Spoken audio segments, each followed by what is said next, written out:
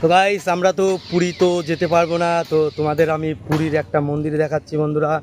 ভালো লাগলে like comment share করবেন। আর এই মন্দিরটা হয়েছে আমাদের সিংহের বাগান চাকদাতে।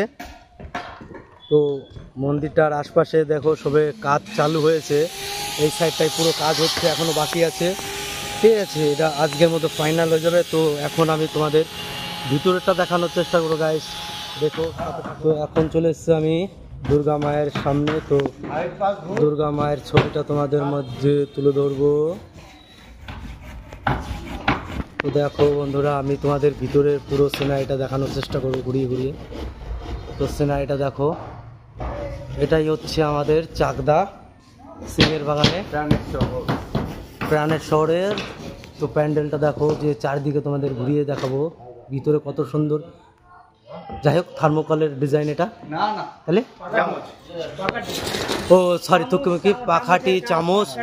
তো এই দেখো, আমি তোমাদের একটা লোভ দেখাচ্ছি, যে দেখো এটা কি বাদামের খোসা, যে বাদাম আমরা খাই।